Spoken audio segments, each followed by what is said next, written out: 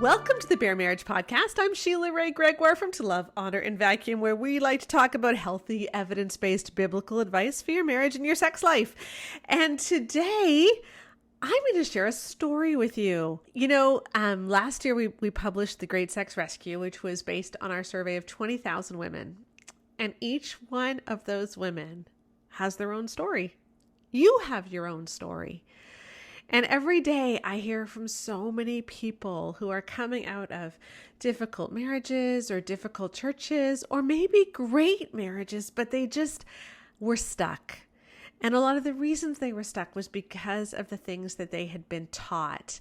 And I hear constantly that reading our book, The Great Sex Rescue, or reading our newer books, The Good Girl's Guide to Great Sex, The Good Guy's Guide to Great Sex, are helping people find not just freedom in the bedroom, but find Christ for the first time. And so I have a woman's story that I want to share with you today. I'm going to be interviewing Emily Elizabeth Anderson from Thriving Forward, who grew up largely in a cult and experienced sexual abuse and sexual harassment there, and is now on the other side. And I thought her story could help give some of you hope and insight and maybe into what you're going through as well. Before I turn to her, though, I do want to do a special shout out on how you can help us and support this podcast. So we do have a Patreon. Yay!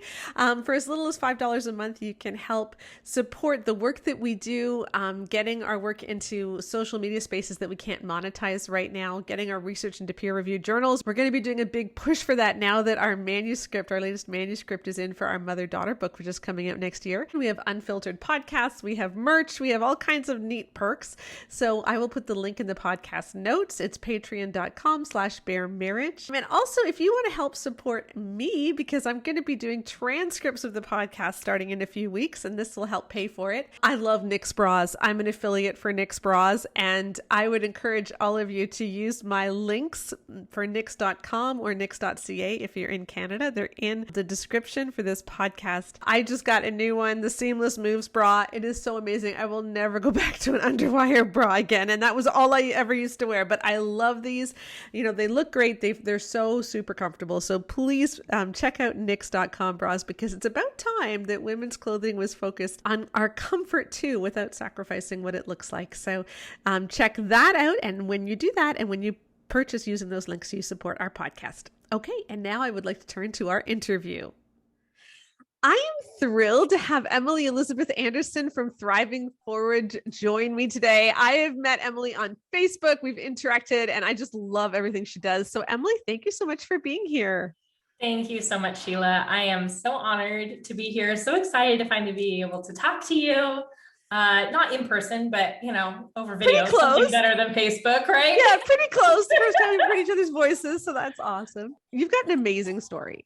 I want to talk about what your life is like now, but I don't think people will understand unless they hear your story. Yeah. So can you tell us what life was like growing up for you? Yes, I would love to. But before that, I do also just want to extend my thanks for your work as an author, your blog. I came across your blog right when I met my husband, and which was about a year before we got married. And at that point in my journey, I hadn't really deconstructed a lot of the purity movement that I was raised in. And so I just dug through your archives and read so many posts, and it really, really helped in that point of our relationship where I was able to deconstruct a lot of that purity movement stuff. And thanks to all of that, my husband and I were able to grow in our intimacy. And in addition to my husband, I credit you to us being able to have a wonderful honeymoon. Oh, that's so amazing. I love that. Oh, so thank you. Oh, you're welcome. All right. Well, goodness, a bit about my story. Well, I was born and raised into a pretty conservative, fundamentalist Christian home. I went to a fundamentalist private Christian school from 1st through 4th grade. And then starting in 5th grade, my mother pulled me out of that school and we started homeschooling. And we joined Bill Gothard's Institute in Basic Life Principles. Yeah, So we were part of the homeschooling segment, which was called ATI, or the Advanced Training Institute. I mean, joining it, in fifth grade, what was that, 12, 13 years old? That was just the time to completely shape my thoughts about everything in life. And so we went to the conferences every year, followed the homeschool material. We were going to very fundamentalist churches at the time. So I was raised in the era of I kissed dating goodbye, and the purity pledges, and the very modest clothing, and all of that. And for people who don't know, like ATI was a big thing. It was like they had like what 15 like 1.5 million people. Like it was a big thing, and that's what the Duggars used. Like they were part of it too. So yes, and my family was a part of it during the years the Duggar family was. So I went to all those same conferences that the Duggars went to. Sometimes in later years, as the Duggars were gaining in popularity, they started becoming speakers at the conferences every year. ATI was a international organization. They had their headquarters were in Chicago, but they had campuses, in Russia and New Zealand and Mexico. They were all over the place. We went to family conferences every year where everyone would gather. But in addition to that, there was daily material that you would study called the wisdom booklets. And they were written, some by Bill Gothard, some by his brother and others in the organization. But that was the foundation that everything in our life was centered on. And it completely shaped how I viewed the world and Christianity and everything about it. Looking back now, I realize that Jesus was hardly ever talked about in the material. We learned about God the Father, and it was mostly from a very patriarchal viewpoint. And I had a really messed up view of what the gospel was. I didn't understand the real gospel message until years later when I started to deconstruct. But, it was more than just a set of rules on how a Christian should behave. It was primarily that, but it was also a false gospel. We didn't understand how the gospel actually worked.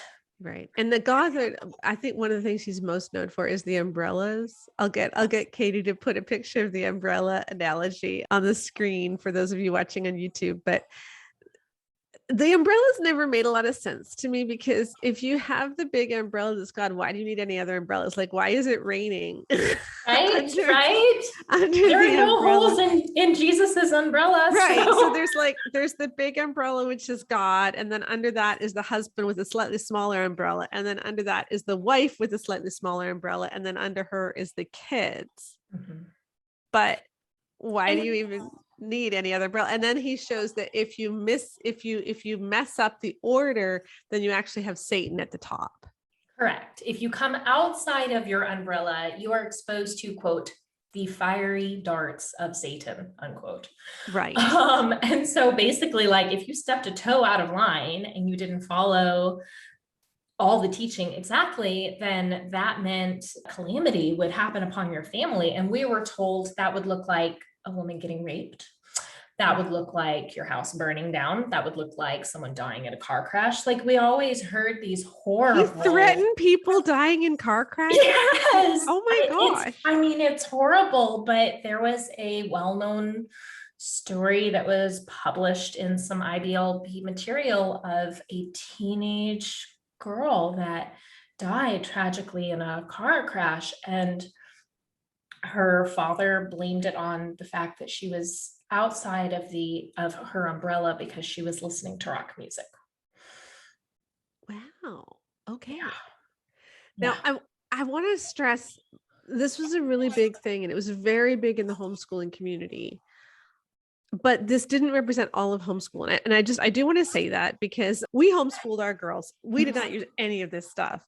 Yeah. We actually didn't use a lot. There were a lot of Christian materials we refused to use because we thought the science was so bad or there was serious problems with it. I used a lot of old textbooks, but we had a great time homeschooling. We did some online courses through the Board of Education in Ontario.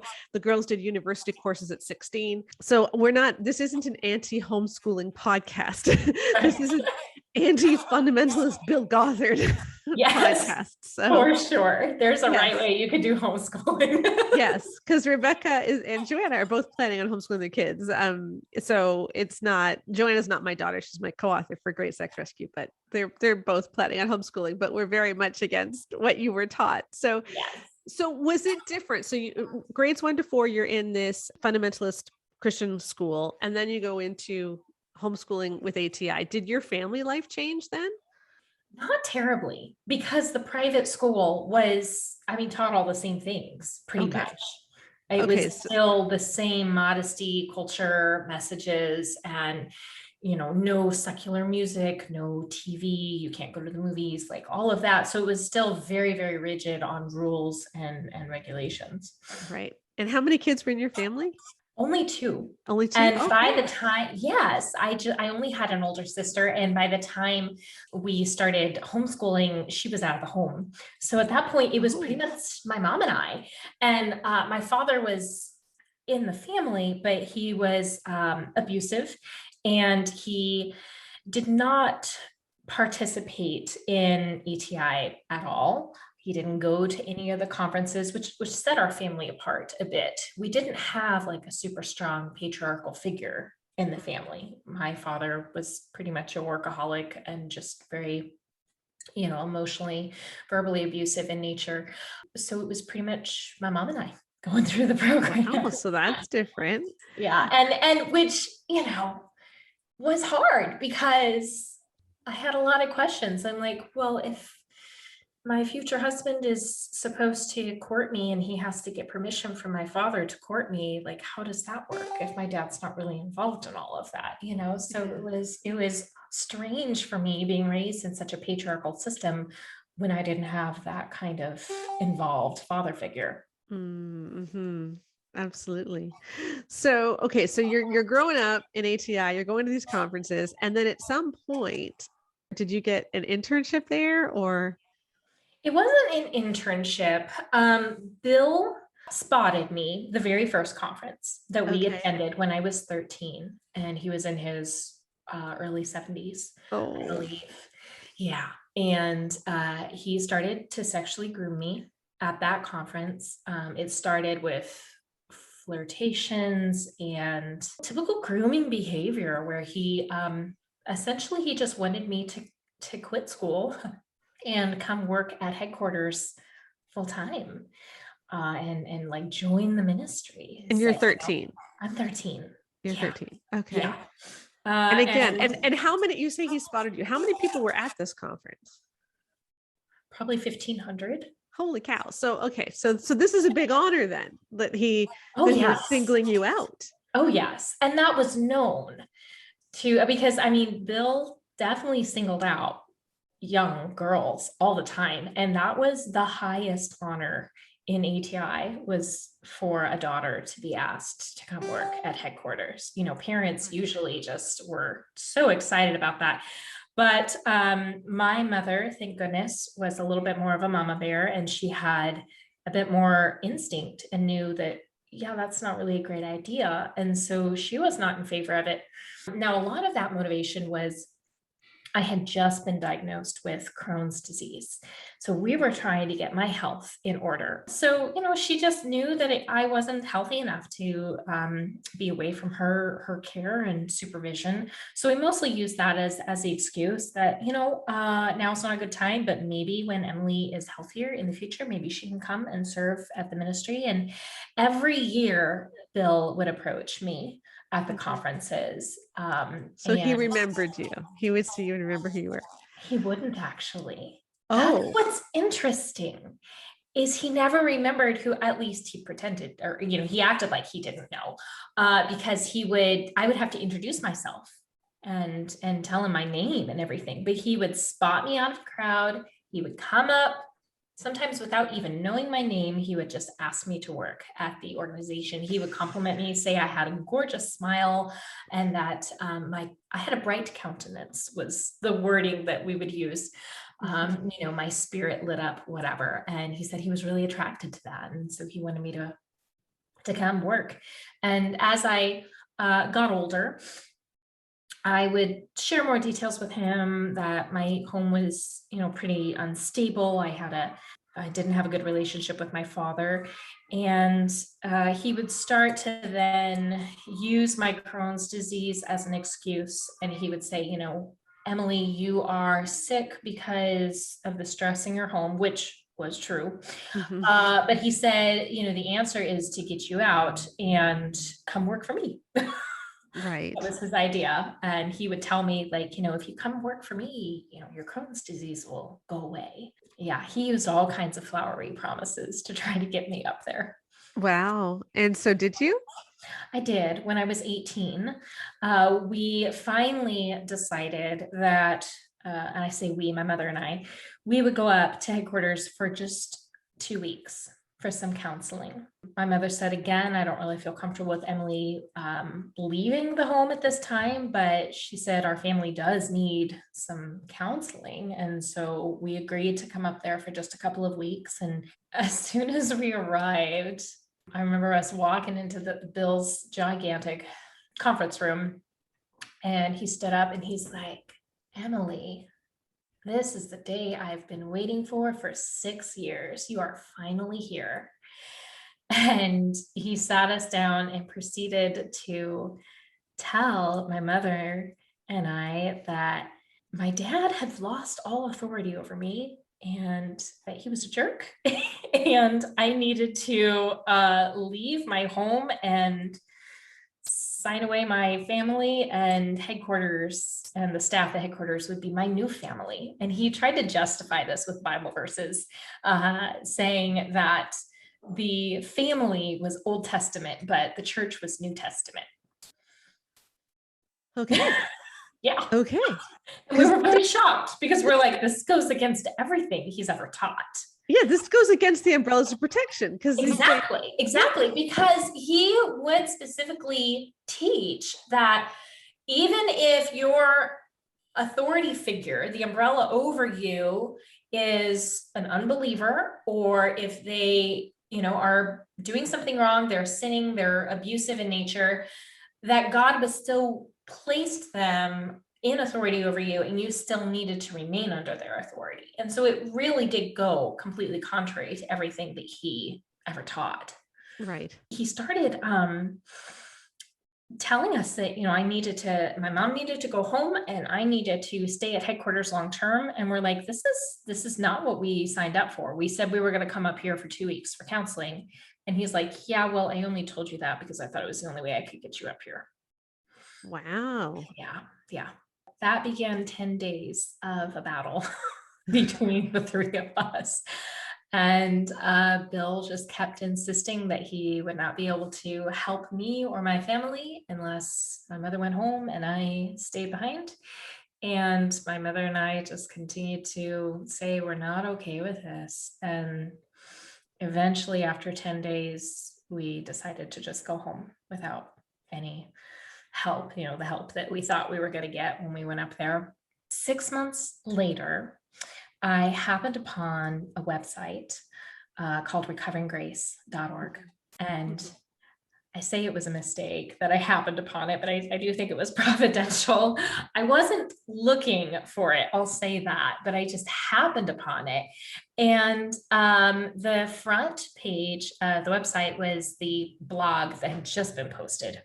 And it was titled Sexual Harassment at Headquarters.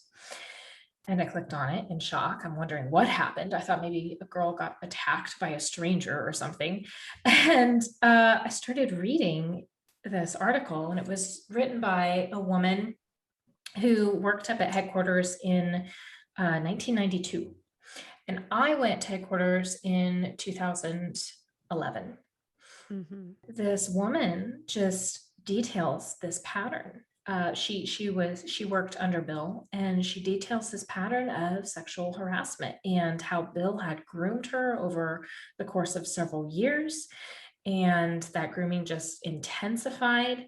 And reading it, I just got chills because I felt like I was reading my own story. I could not believe the similarities. I mean, he gave her the same pet name. He just had these little flirtatious actions, which is exactly how Bill acted around me.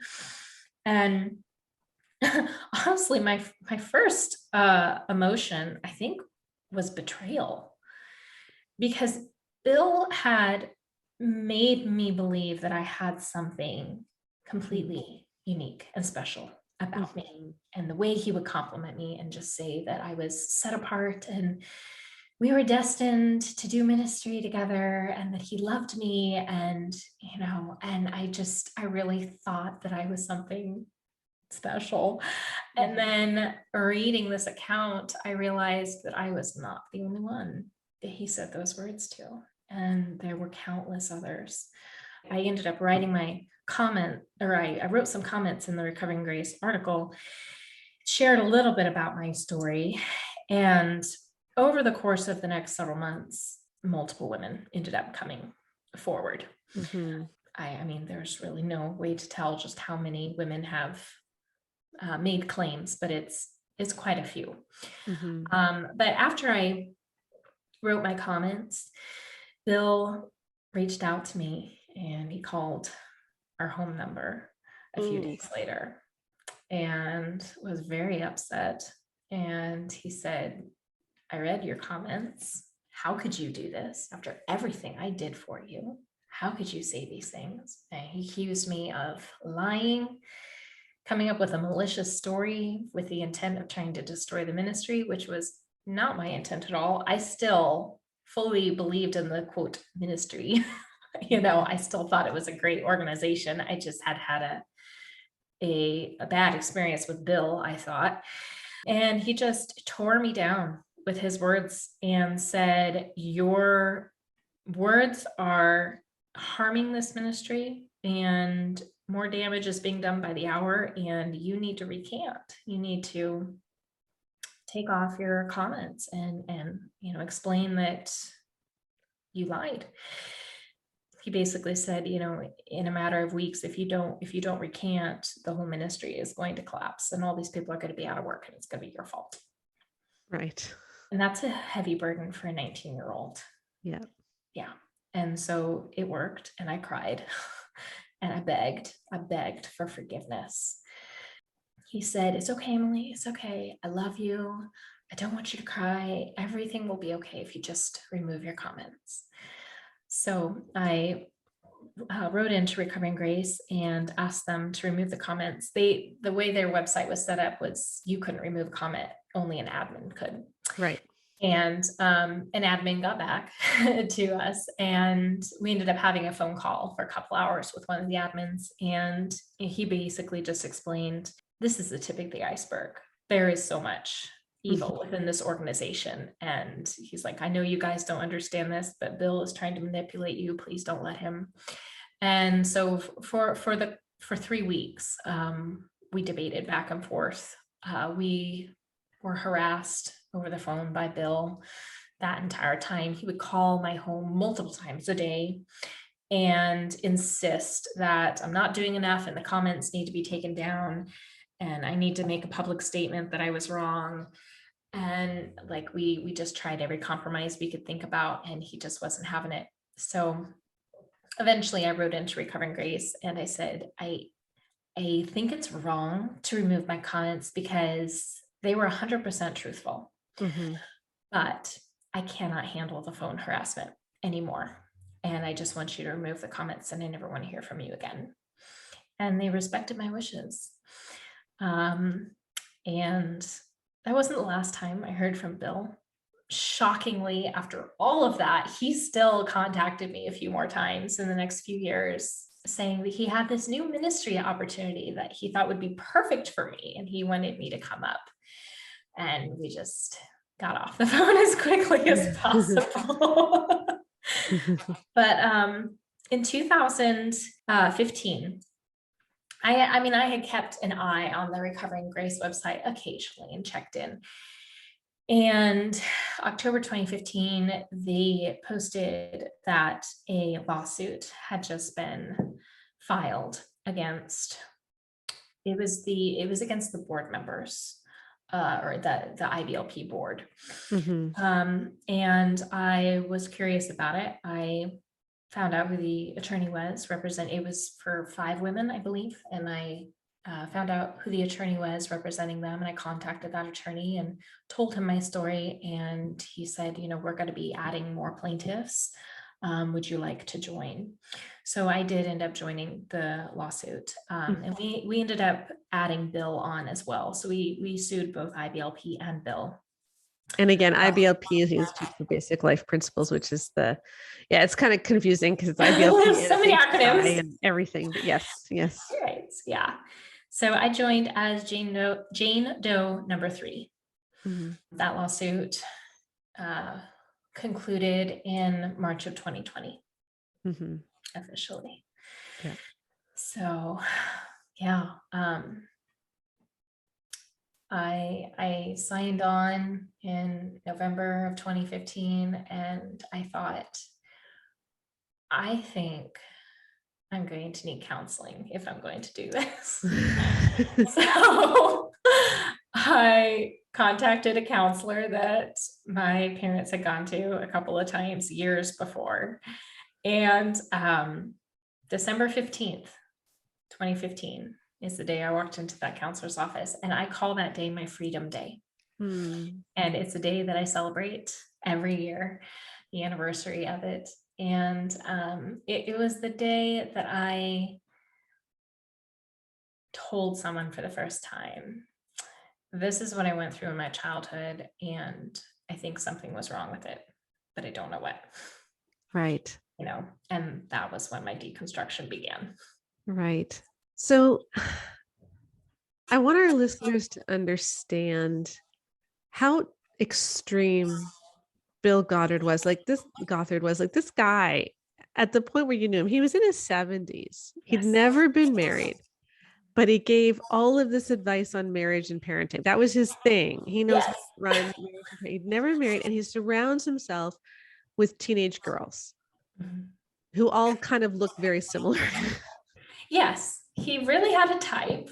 And it was a joke for years about Gothard girls and Gothard's harem. And for some reason, no one saw a problem with that. Right. It was like a well-known, fact that he liked young girls and surrounded himself with them. And we'll put some links in the podcast notes where you can read about some of the lawsuit and the background of all of this too, for any of you who want more information. But Bill Gothard also really didn't believe in abuse. Some of the worst stuff I've ever read that gets me the most infuriated is he had pamphlets on how to handle everything. Absolutely everything in your life, there was a pamphlet for it. And one of them was, how to deal with a 4-year-old who discloses sexual abuse. And it was atrocious. It was all sin leveling. It was all God planned this. It was really terrible. It was truly awful. There was nothing Christian about it. There was nothing that was remotely healthy about it. Yeah. It was all extremely unhealthy. And yet hundreds of thousands of people were caught up in this. And it was seen as the most Christian way to do homeschooling. What did your mother think when all of this is happening in 2011 and he's calling all the time? Did she start to wonder if something was wrong? It's hard to say. I really can't speak for her for where she was at that point. But I will say she has grown a lot too in the last few years, and is starting to recognize patterns of abuse that I don't think that she saw before. Gothard was commonly referred to within ATI as the modern day Apostle Paul.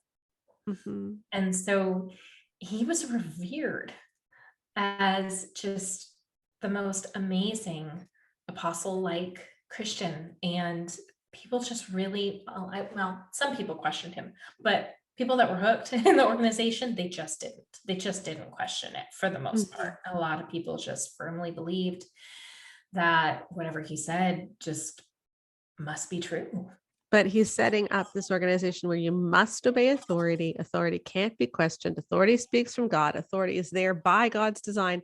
And of course, he is at the ultimate authority. Yes.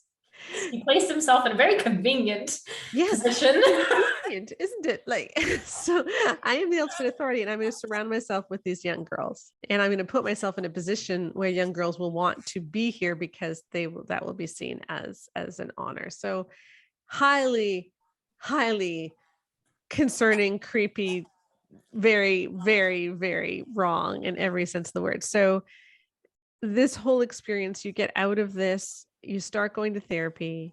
Can you tell us a little bit about, you said that's when your deconstruction started. What do you mean by that? At the very beginning, we started just working through the childhood trauma that I had endured. In addition to the grooming that I experienced from Bill, I had also experienced childhood sexual abuse from my father. And that was very difficult for me to understand that it was sexual abuse, because another part of Gothard's teaching is, like you said, abuse really isn't a thing.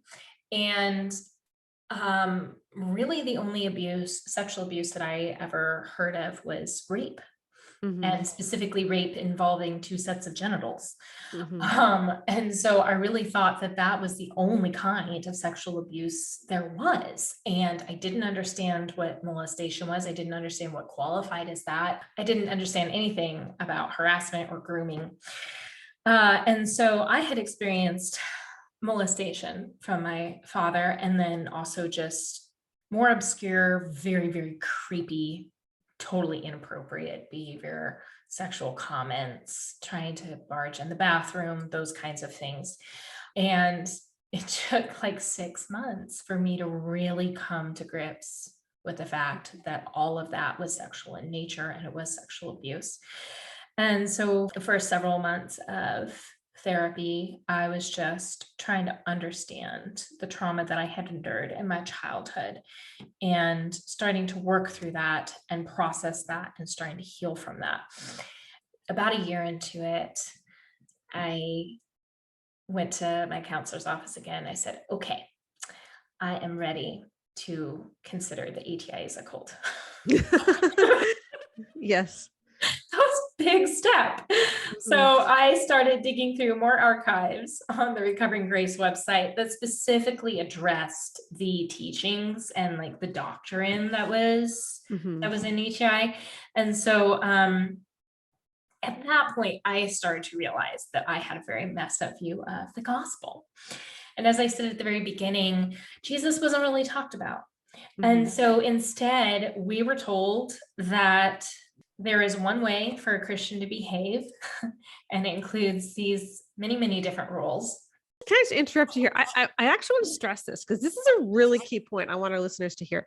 If you're in a church that talks about God all the time, but never says the name Jesus, that's actually a problem. Like that to me, that's a red flag that something's wrong, because it's very easy to say something like God gets angry if we vote for the wrong political party, or God, I can't even think of a good example, but, or like God, God wants men to be real men and stand up and fight against the feminization of the church and all this stuff.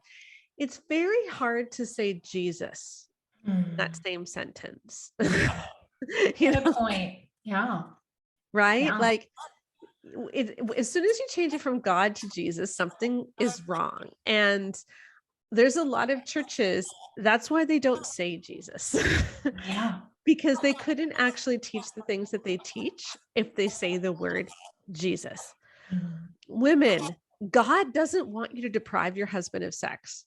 Okay. Like God doesn't want you to say no. Don't you understand that God made him visual and God gave him a sex drive so that he is going to lust if you don't give him sex. And so ladies, you are the only sexual outlet that he has, and God made you the only sexual outlet that he has. And so you need to give him sex. Think of that same thing. Jesus made you the only sexual outlet that your husband has. Jesus gets angry at you if you do not have sex with him. And so that causes him to lust. It doesn't work. As soon as you say Jesus instead of God, it doesn't work. It doesn't work.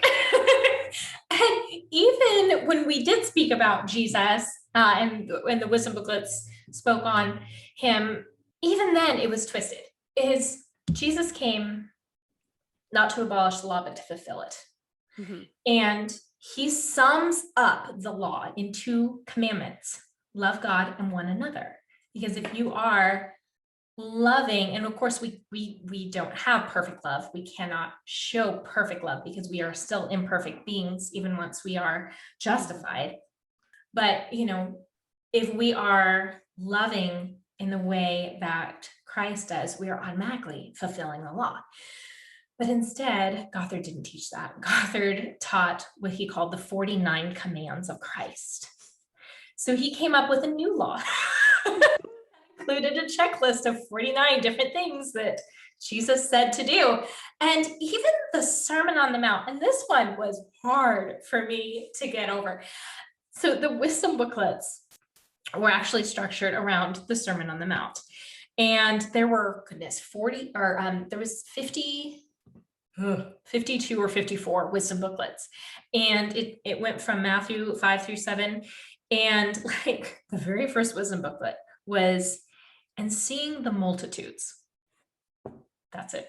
That was our verse or part of a verse for wisdom booklet 1. And the rest of the wisdom booklet was based off of that verse. And so the wisdom booklet was broken down into a segment on history, it could be anything. It could be American history, it could be Egyptian history, it could be anything. So a section on history, one on quote unquote science, one on medical. There was a medical resource. So for instance, on the first wisdom booklet for and seeing the multitudes, the medical resource was on the eye. And so we learned how the human eye worked. Right. So he went to really stretched a lot of great lengths to be able to make things related. Mm-hmm. But all that to say, the Sermon on the Mount was another checklist. So on all the Beatitudes and the blessed are, it's blessed are the meek. Okay, well, here's a whole booklet on how to be meek. Mm-hmm. And meek was we also had a character quality that went along with each wisdom booklet. And so it was like a checklist on how to be the perfect meek Christian, instead of what the Sermon on the Mount really is, which is essentially a letter to God's children, saying, you don't have to be wealthy and successful to be in the kingdom of God. It is the ones that have endured trauma. It's the ones who know suffering. It is the poor. It is the downtrodden. That is where Jesus's heart goes to. And he says, you are already blessed. Mm-hmm. See, we didn't know that. We thought we had to earn blessing by our behavior.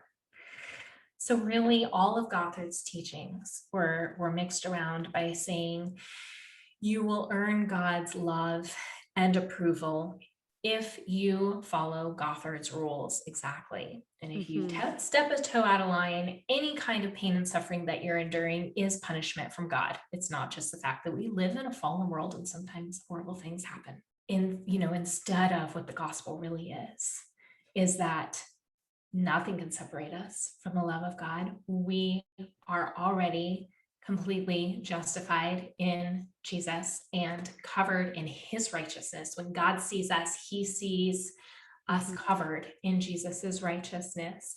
And there's nothing we have to do to try to earn his love or approval. We already have it, and we can walk out our life from a position of gratitude, right, instead of trying to earn. And confidence, because that's what you're missing. Yes. Yeah. As you work through this in therapy and you realize, oh my goodness, I was missing Jesus the whole time. How did you not give up on God? Because I know a lot of people have grown up in very religiously traumatic households, and they have walked away, and I don't want to judge them. I understand when you've been in trauma, especially religious trauma. I understand walking away. That makes me very sad, but I completely get it. Why do you think you didn't?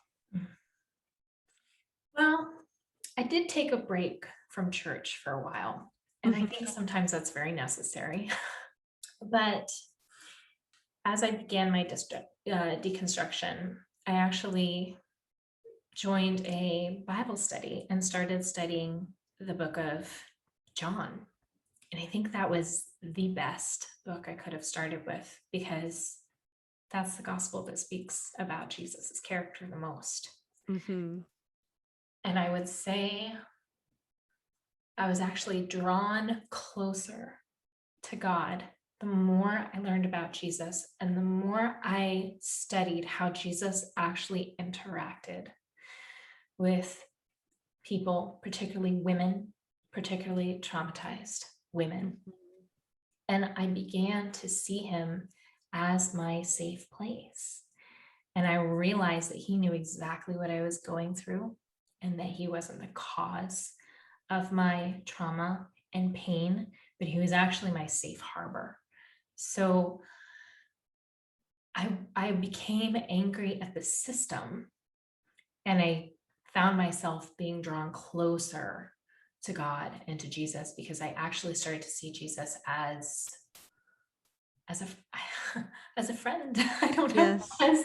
as I saw him more. That's in John, isn't it? But I have called you friends. Yeah, John 13, right? Yeah, Yeah. yeah. And I believe he was fully God and fully human, but I saw him in more of the human side. You know what I mean? I saw him Mhm. with just the more messy, empathetic, raw human side that we see, rather than this authoritarian, invisible figure of God the Father that I had been told was something to fear in a negative way, Mhm. if that makes sense. Yeah, absolutely.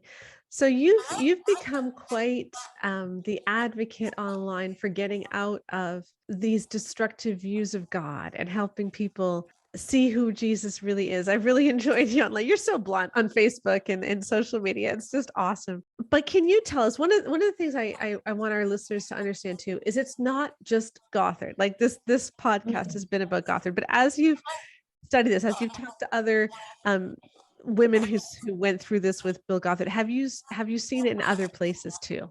Absolutely. I mean, any independent fundamentalist Baptist church is pretty much going to be teaching the same thing.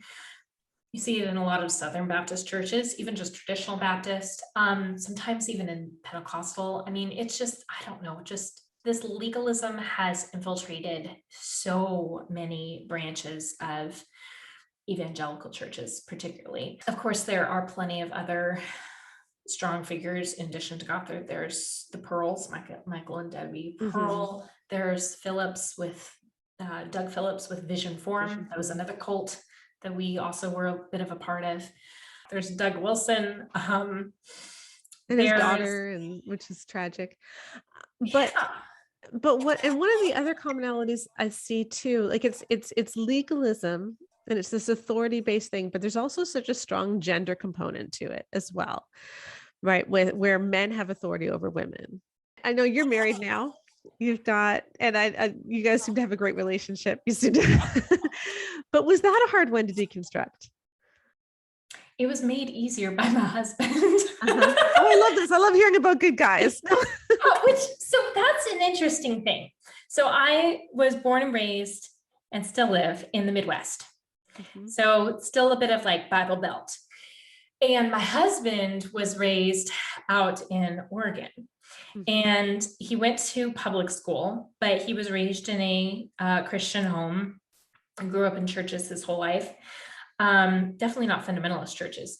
But while he certainly heard some of these messages, I mean, he grew up a little bit with some of the modesty messages. He didn't grow up with the patriarchy that I did. And so he automatically had a different viewpoint of women. He saw them as equal. He had higher respect for women. So my relationship with my husband was very, very healing as we started dating and getting to know each other better, and then got married. I got to witness it firsthand. It's like I entered in a marriage that was equal, and that automatically just helped my deconstruction process and helped me realize just how dangerous and unharmful patriarchy is, because I was living on the other side of it, not Yeah. just reading about it, but actually living it. Yeah. I love that. I say that about my husband too, is that I think that he is one of the best healing forces in my life too.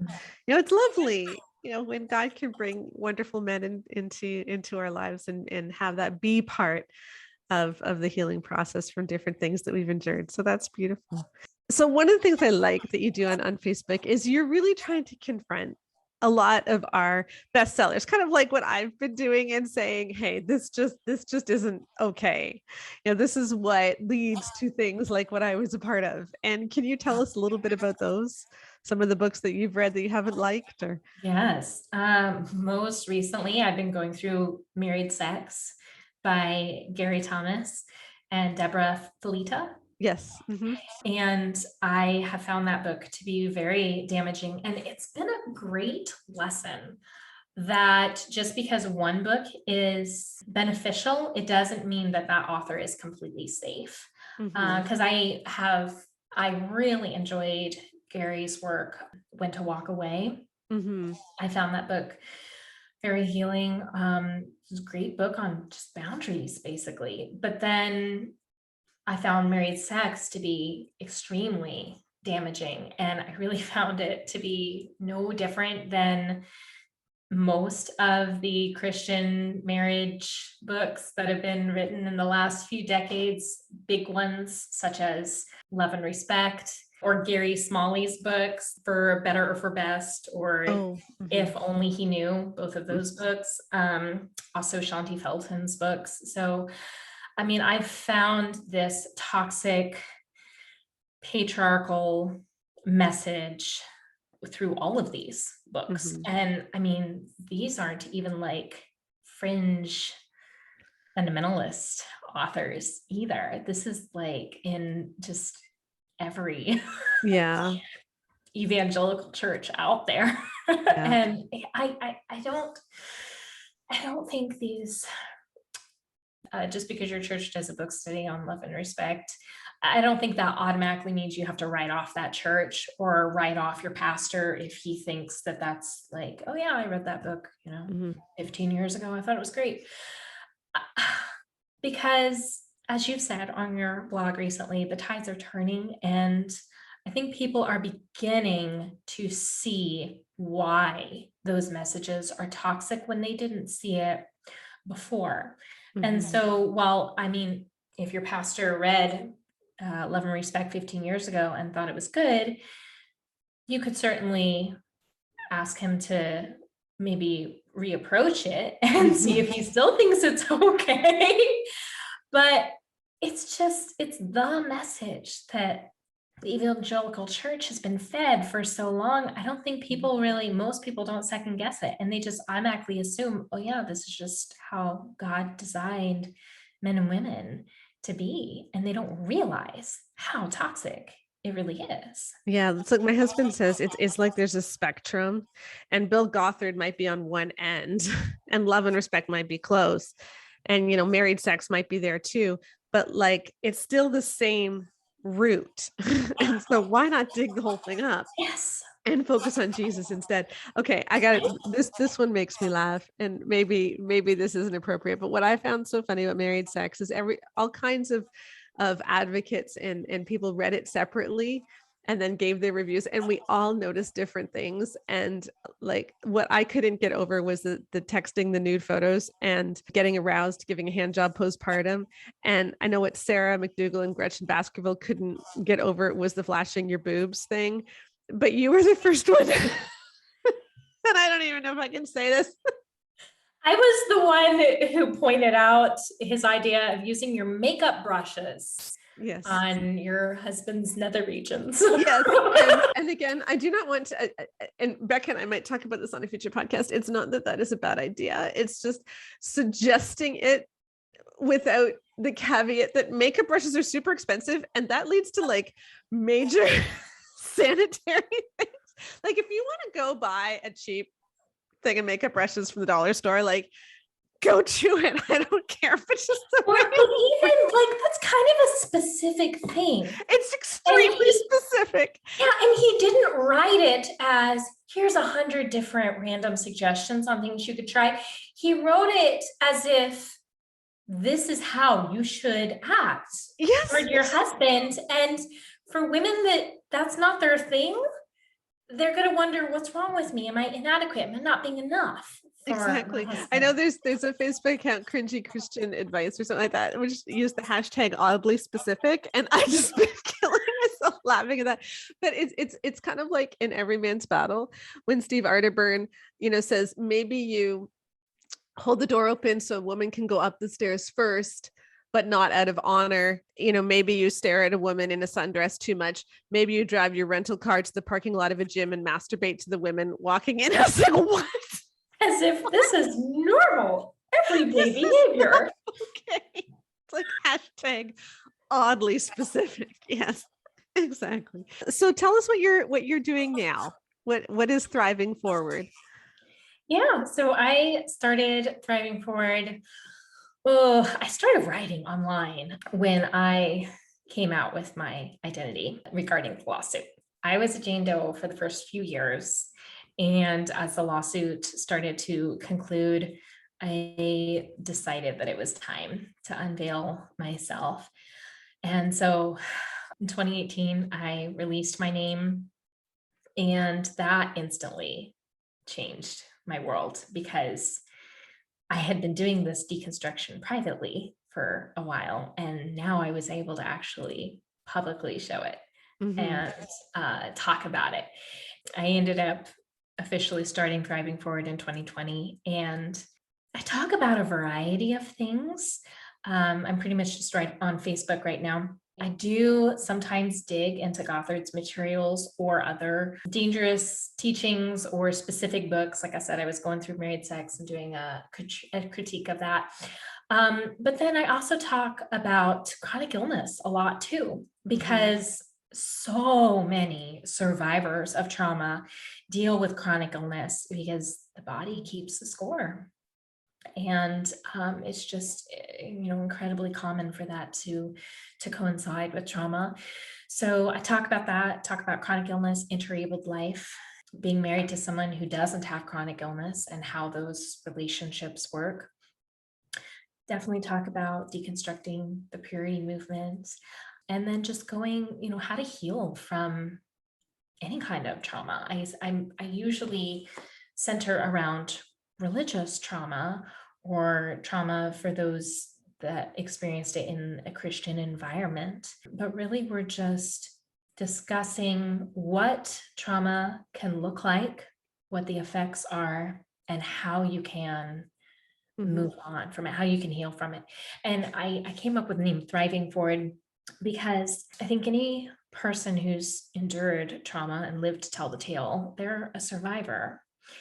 But sometimes you can get stuck there and you are still experiencing the trauma in a very real everyday sense, whether that looks like PTSD or you're still dealing with dysfunctional relationships in your life, or you're passing on dysfunctional patterns in your own family, whatever that may be, your trauma is still haunting your everyday life. And I wanted a word that would move from survivor and into something beyond that. And I thought of thrive.